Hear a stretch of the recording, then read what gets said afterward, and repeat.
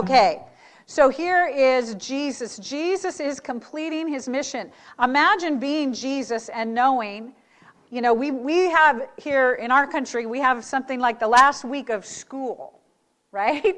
We all know what the last week of school feels like. Or maybe you're a senior in high school. You know the last week of high school before your life is going to take off, and you're going to go away to college and you're going to be an adult, or you're going to start a job and you're going to, all of a sudden, things are going to open up to you. It's like the cusp of something new. Jesus knew what was coming in this week. And it wasn't about him. It was about us. But it was about him. Does that make sense? He knew that his assignment, his mission for being here on earth was to give his life so that we could be reconciled with the Father, that we could be brought back in to relationship with him. But he also knew what it was going to look like.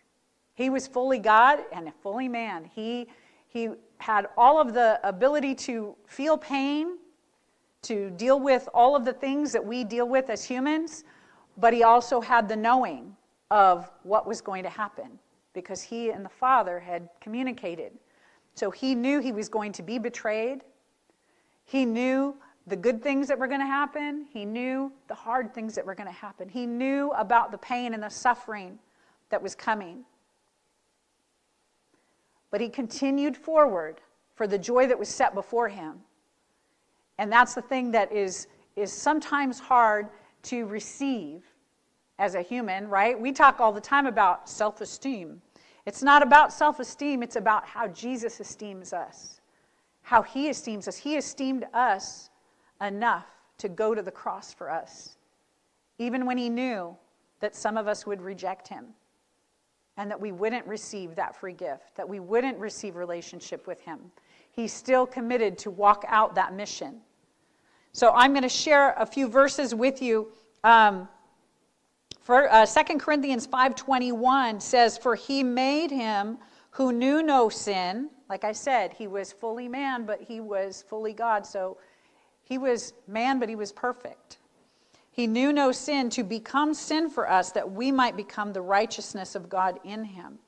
When he went to the cross, he took all of our sin and all of our shortcomings and all of our unbelief and all of our weaknesses onto himself.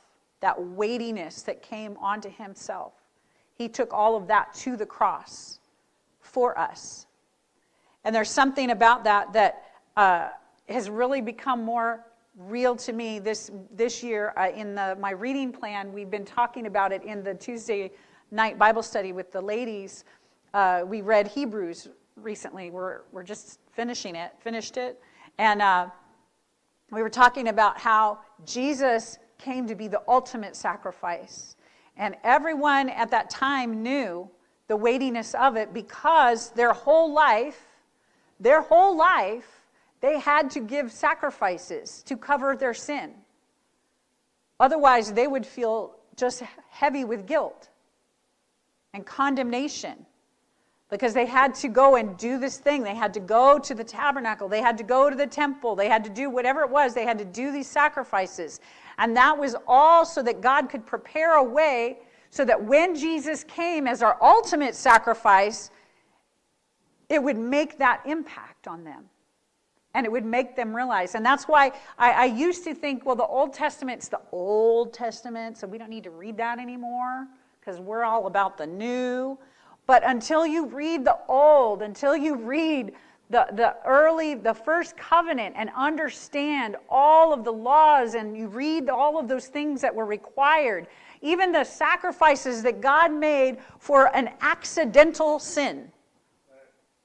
An accidental sin, you still needed to go and get some doves and pigeons and whatever it was to cover that accidental sin. There was nothing, you couldn't just say, oh, my bad. Like today, we just say, oh, whoops. No, there was actual sacrifice that had to be made. And so because of all of that, it made it that much more powerful when Jesus showed up on the scene.